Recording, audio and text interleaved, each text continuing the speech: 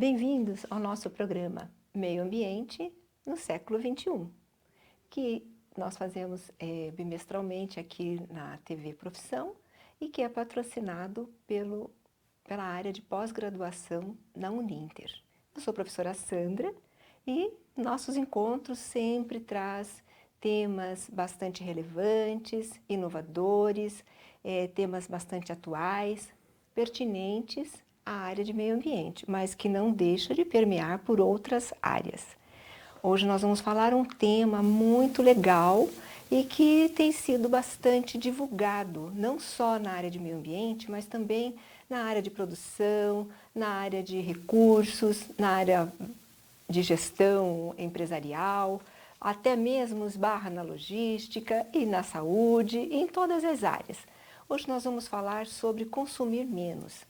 A sustentabilidade está ligada a consumir menos? E afinal, como é consumir menos? Consumir consciente. Nós temos hoje um convidado bastante especial, o Dr. Rodrigo Cássio da Silva. Ele vai falar, vai mostrar o seu conhecimento, vai compartilhar com a gente as ideias, o conhecimento sobre esse tema. Seja bem-vindo, professor Rodrigo. Olá, professora Sandra. Olá a todos os nossos ouvintes, telespectadores. Obrigado pelo convite de falar sobre esse assunto, que eu acho que nunca foi tão necessário falarmos sobre consumo, né? Eu acho que passamos por um momento aí do nosso planeta, da nossa vida aqui nesse planeta, que a gente precisa realmente rever os nossos hábitos e um deles são os hábitos de consumo. Obrigado pelo convite. Imagina, jamais deixaria de convidá-lo, porque realmente parceiro já de longa data, vamos dizer, não vamos dizer quanto tempo, mas de longa data, e que temos assim uma interação muito boa na parte de meio ambiente e sustentabilidade. Ele trabalha com a graduação, eu trabalho com a pós, e a gente vai se complementando. Mas, professor Rodrigo, por ser um tema tão novo assim, ou consumir menos, ou consumir também consciente, que áreas poderíamos dizer que está relacionados? Recursos naturais, que hoje a gente vê que está cada dia mais escasso e que cada dia a população exige um pouco mais, né? Seja no consumo particular, doméstico, seja no consumo de produção, na área industrial. E está sempre ligado em várias outras áreas, como já citei, né, anteriormente. Existem práticas, existem ações que se pode minimizar isto ou então até mesmo ajudar as pessoas a mudar um comportamento, eu digo, adaptar a um novo modelo. Como nós podíamos explorar esse tema, professor? Professora Sandra, existe você vê como esse assunto tá tão em alta, que existe um núcleo da Organização das Nações Unidas que trabalha só com o comportamento das pessoas. Que maravilha, hein? Existe um grupo, é um grupo mundial, obviamente, né? É um painel intergovernamental sobre mudanças de comportamento. Assim como existe o de mudanças climáticas, existe esse de mudanças de comportamento. E nós tivemos recentemente uma palestra em uma de nossas maratonas e uma de nossas atividades com um dos membros desse painel, que é o professor Eduardo Bessa, lá da Universidade de Brasília. E nós conversamos sobre esse comportamento, né? Quando você pergunta assim, o que a gente pode fazer para mudar, se há alguma possibilidade de mudança. Você sabe que o grande problema que a gente enfrenta nesse momento é justamente essa dificuldade na mudança de comportamento. E justamente é esse painel que está tentando estudar isso a partir de estudos neurobiológicos, você vê a profundidade da coisa. Profundidade. E psicológicos, estudar psicologia também, para entender por que as pessoas não mudam. Então, a gente está falando aqui para um público que certamente já ouviu falar em resíduos sólidos, em separação de resíduos, em reciclagem, em consumo consciente, em sustentabilidade, em poluição dos oceanos, em efeito estufa, em mudanças climáticas. Isso, eu acho que quem vive no século XXI, dizer que nunca ouviu falar disso, não existe. Não existe. A pessoa deve, se ela não ouviu, ela Provavelmente é um eremita que mora num lugar muito isolado. Ou está vivendo, vivenciando, praticando muitas coisas, não conhece pelo nome. Às vezes ocorre isso também. Pode ser também. Mas essas pessoas, embora nós falemos disso diariamente, a gente escute isso diariamente nos noticiários, nos jornais, nas redes sociais, a gente sabe da situação difícil que nós estamos no planeta em termos ambientais, mas mesmo assim as pessoas não mudam o seu comportamento. E quando eu falo as pessoas, eu me incluo nessa também, né? Eu não estou me eximindo dessa culpa. E a pergunta é, por que a gente não muda, mesmo sabendo do problema que a gente vem passando? É como se você falasse para uma pessoa que fuma e que está, por exemplo, com efizema pulmonar, que ela precisa parar de fumar porque senão ela vai morrer. É você dizer para uma pessoa que é alcoolista que ela precisa parar de beber, senão ela vai ter um problema seríssimo no seu sistema nervoso. É como você dizer para uma pessoa que usa algum tipo de entorpecente que ela precisa parar de usar porque senão ela vai virar óbito. E elas não param. E nós, enquanto sociedade planetária, a gente também está no mesmo barco. Exatamente. A gente não muda. A gente ouve todos os dias que a gente precisa mudar. A gente precisa mudar os nossos hábitos de consumo, que a gente precisa consumir menos, que a gente precisa separar nosso resíduo, que a gente precisa andar menos de carro. Ufa! Cansa ouvir isso todos os dias. Mas é necessário. Mas a gente, ao mesmo tempo, não muda o comportamento. E aí fica aquele grande ponto de interrogação, né? Por que a gente não muda? Alguma coisa tem no nosso modus operandi, no nosso modo de vida, que nos deixa nessa roda viva e faz com que a gente não mude, ou que a gente mude muito pouco, muito mais lentamente do que a gente deveria. Talvez seja, professor Rodrigo, agora é muito profundo o que foi falado, né? Meio filosófico até. Bem filosófico e bem profundo. Porque mudar um comportamento é algo assim que demanda tempo, esforço muito grande pessoal, para depois passar para a comunidade, sim, né? Sim. Estava aqui pensando, então, a dificuldade em se sensibilizar, primeiro. Porque quando a gente fala em sustentabilidade, ela está ligada diretamente ao desenvolvimento sustentável, né? Às práticas de desenvolvimento sustentável. Aí a gente chega numa sala de aula e fala, precisamos mudar, precisamos ter consciência. Mas antes de ter a consciência, a gente tem que ter a sensibilização, tem que ser sensibilizado. Por exemplo, uma coisa que você falou agora, andar de carro todos os dias. A gente tem que saber, tem que se sensibilizar que muitas vezes um outro modal, até mesmo andar a pé, além de ser mais saudável, talvez um trajeto menor, um trajeto pequeno, você pode se eximir do carro, pode, né? Não usar o carro. Mas primeiro você tem que ter essa sensibilização, para depois ter essa consciência de que aquela microação, porque é uma ação de formiguinha. Formiguinha. Aquela microação que você fez de ir até a pane, pegar seu pão ou o gênero de primeira necessidade para o seu lanche, para a sua refeição, poderia ter sido a pé ou com outro modal, não necessariamente com veículo motorizado, né? Então, esse é um exemplo básico. Geração de resíduos, né? Quem já não ouviu falar que isso impacta? Impacta muito, porque gerar tem que descartar, e vai descartar onde e como, né?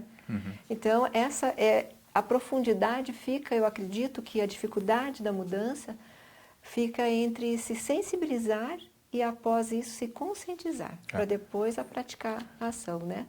Algumas coisas importantes aí, prof. A primeira coisa sobre o trabalho de formiguinha. Eu sempre gosto de contar essa história. A floresta estava pegando fogo e os animais estavam correndo, fugindo do fogo. E tinha uma formiguinha que ia com seu baldinho pequenininho lá no rio, pegava água e jogava no fogo. Voltava, pegava água e jogava no fogo. E o elefante falou assim, formiguinha, corre, você vai morrer queimada. Você não vai adiantar nada que você está fazendo. Você é tão pequenininha, não faz menor diferença no fogo. E ela disse para o elefante, estou fazendo a minha parte. Eu uso muito esse ditado, porque é um ditado simples, mas que é isso, é a sua parte. É a nossa parte que a gente tem que fazer enquanto indivíduos. A gente precisa fazer a nossa parte. Por mais insignificante que a gente acha que seja, Exatamente. mas ela significa no final das contas. Então, quando eu vou à farmácia e vou comprar um pote de vitamina C, e a moça vai colocar naquele saquinho, ainda bem que eu tenho 2 mãos. Eu posso pegar com a mão e levar para minha casa, sem problema nenhum. Não preciso de uma embalagem para aquilo. Então, as pessoas de fato estão se sensibilizando, mas eu acho que precisa... E aí a gente vem, então, para o campo das políticas públicas, né?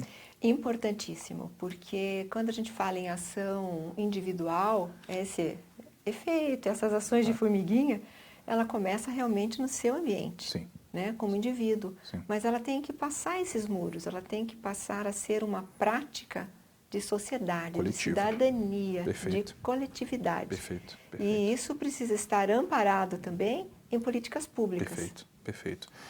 E políticas públicas que fomentem essa sensibilização. Então, por exemplo, uma propaganda na TV, em canal aberto, de 10 segundos. Se for sair, vá a pé. Se for sair, vá de bicicleta. Apague as luzes. Apague as luzes. Levante do sofá e apague uma lâmpada da sua casa, de um cômodo que as pessoas não estejam usando. São atitudes pequenas, prof, mas que fazem uma grande diferença. Com certeza. Porque a mídia hoje ela precisa estar aliada a isso, a grande mídia. E quando eu falo grande mídia, eu falo televisão aberta, televisão fechada, as redes sociais. Até mesmo os programas que são Exatamente. incutidos na mente da gente, Exatamente. né? Já é um modelo de consumo. Então a gente precisa dessas pílulas, né? As pessoas precisam, eu percebo que as pessoas elas não querem mais falar de sustentabilidade. Elas querem falar assim, como é que eu faço para ser sustentável? As ações práticas me diárias. Me ensina a ser sustentável. Então ela sabe que ela tem que andar de bicicleta, mas às vezes ela não tem uma bicicleta. Trabalha longe. Então, professor, puxa, eu não posso usar bicicleta, eu trabalho longe, eu preciso do transporte. Ok. Então, talvez você possa compensar no seu banho. Você possa tomar um banho, que você tomava um banho de 10 minutos, você toma um banho de 8. Nesse mês você toma um banho de 8, no próximo mês você toma um banho de 7. No outro você toma um banho de 6. Você vai no cronômetro ali, todos os dias. A partir desse mês eu vou, sei lá, uma vez por semana eu não vou consumir carne, nenhum tipo de proteína animal.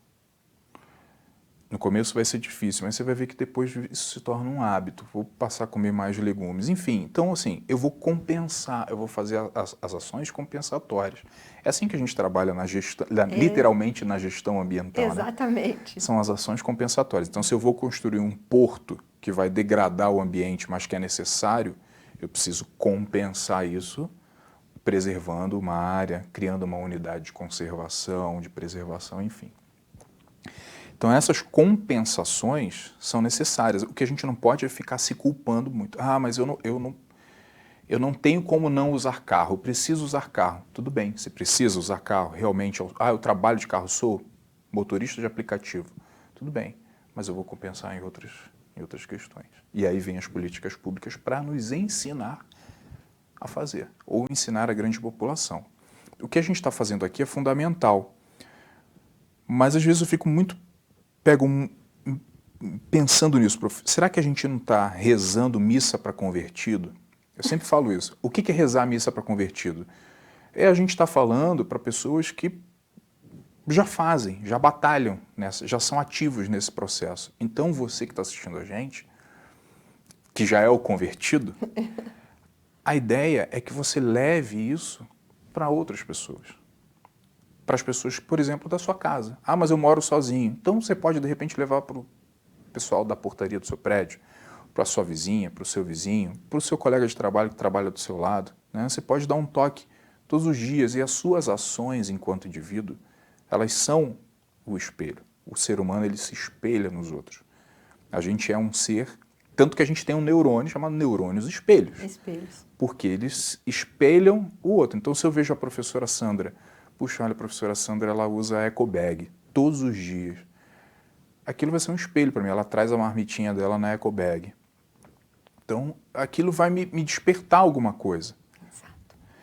Então, a gente precisa também ter isso. Então, veja que não é tão simples, é um conjunto de fatores e que a gente é corresponsável. Eu acho que o principal é isso, prof. Nós somos corresponsáveis. A gente não pode também ficar só exigindo Que o outro faça. que o outro ou que o poder público faça. Exatamente. Ah, porque o governo, porque não sei quem, porque o prefeito não faz, porque o governador não faz, porque o vereador não faz. Tá, mas você faz. Você, enquanto indivíduo, quais que são as suas contribuições? Então, acho que essa reflexão é... E outra reflexão muito boa também, quando a gente fala em consumir menos, com sustentabilidade, se é possível, é justamente repensar. Quando você vai ao supermercado, por exemplo, ou vai a uma loja para comprar algo, você vai com não nem sempre vai com a lista de compras, mas você vai com algo em mente para ser consumido. Aí extrapola aquilo que você precisava, já começa a ver um pacote que tem uma cor mais chamativa, ou algo que você viu muito na propaganda e te convida a consumir. Aí vem acende aquela lâmpadazinha na memória, na mente da gente, né? Será que eu preciso disso? Será que é necessário eu comprar isso? Será que isso não é parecido ou mudou somente a embalagem do que eu já tenho em casa? Será que o que eu tenho dá para ser reaproveitável? Isso também, né, professor, são ações que a gente pode repensar, né? Sim, importantíssimas. Importantíssimas. Sim. E são práticas que hoje já é uma mudança de comportamento. Sim. Se a gente parar para pensar, isso já é uma mudança de comportamento. Sim. A gente vive numa sociedade que ela é uma sociedade, em termos de consumo, muito covarde. A gente é o tempo inteiro bombardeado a consumir, a ter.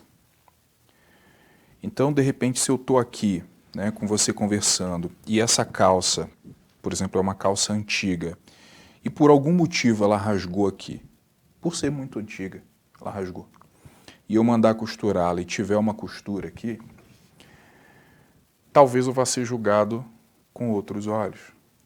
Estereótipo, né? Olha, o professor anda com a calça rasgada.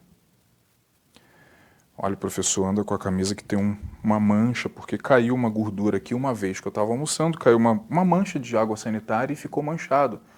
Mas a camisa está boa. Então a gente é incentivado a sempre trocar, a ter um novo. Então assim, se não está novo, não serve. Se está meio gasto, não serve.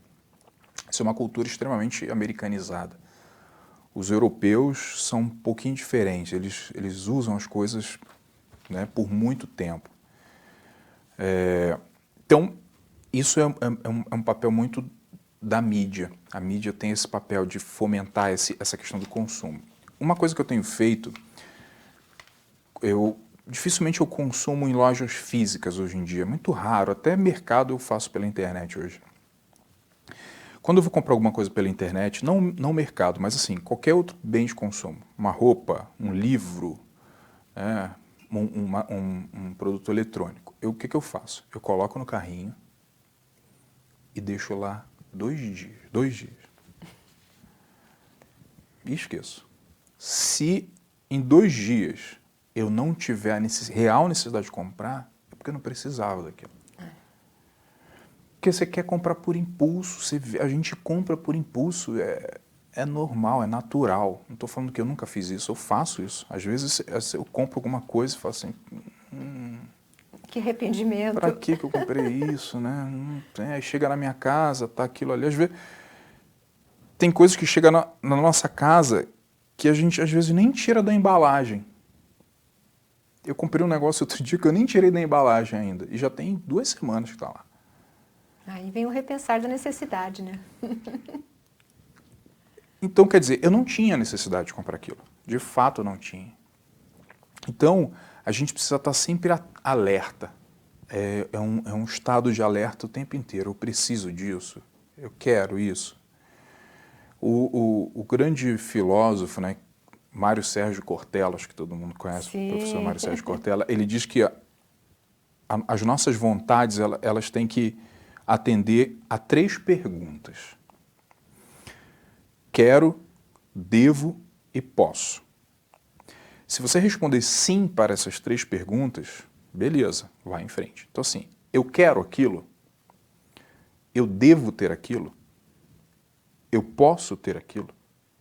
Então se você assim, eu quero ter aquilo, quero, eu devo ter aquilo, aí você vai pensar, é a hora que você vai sentar e falar assim, putz, será que eu devo mesmo? Será que eu posso ter aquilo, no sentido de financeiro, na sustentabilidade econômica? Será que realmente eu não vou extrapolar os meus orçamentos, as minhas contas estão pagas, né?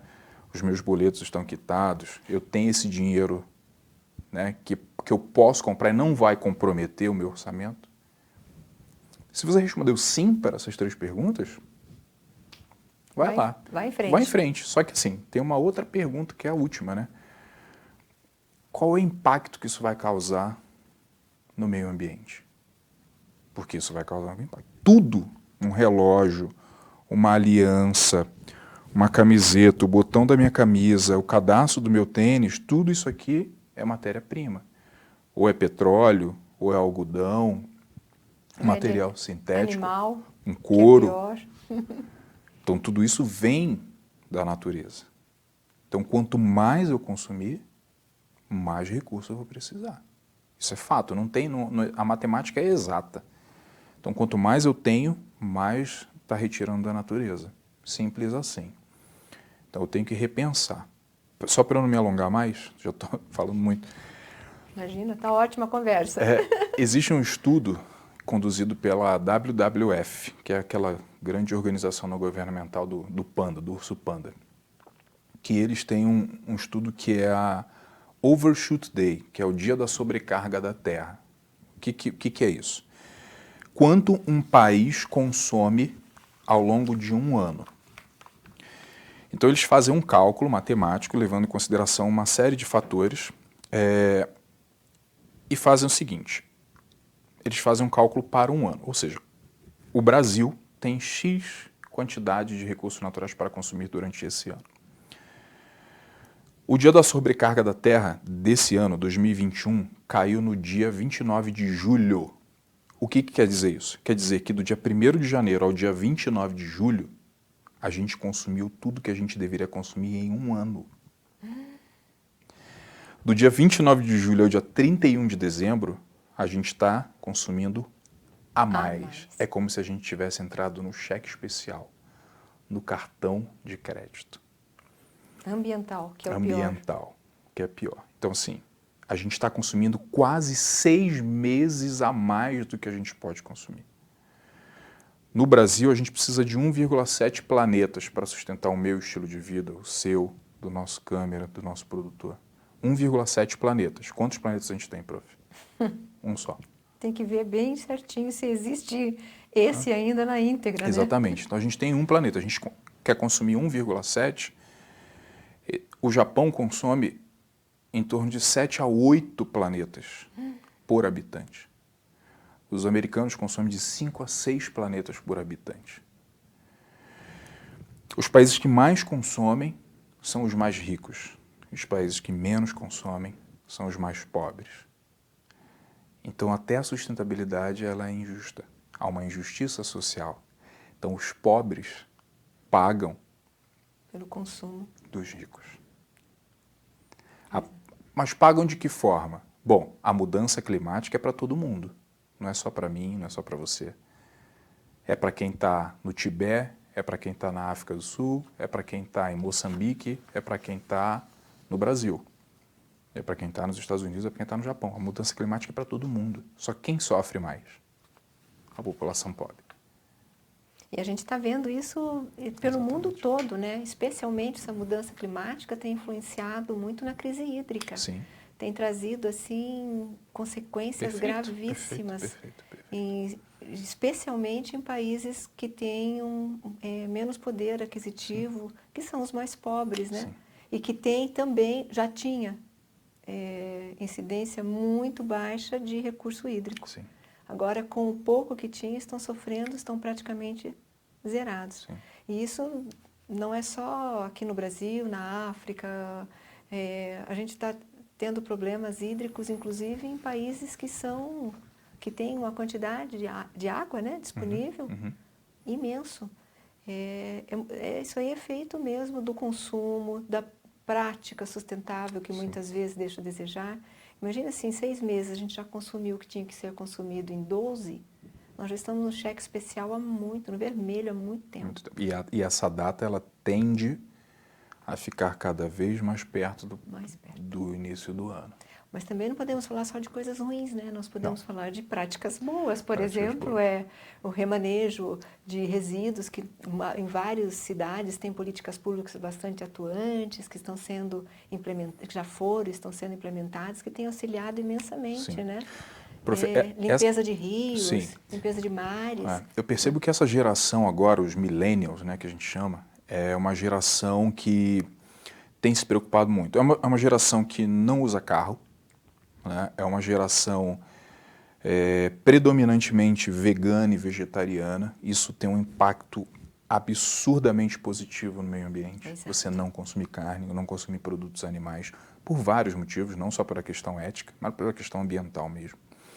É uma geração que consome muitos produtos usados, desde roupa, produtos eletrônicos, calçados. É uma geração que está se preocupando muito com a questão intelectual. Então, eu acho que existe uma mudança.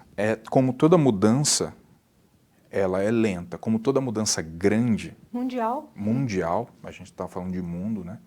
Ela é lenta, mas ela tem acontecido. Ela vem acontecendo e de fato, assim, isso tem sido muito positivo, né?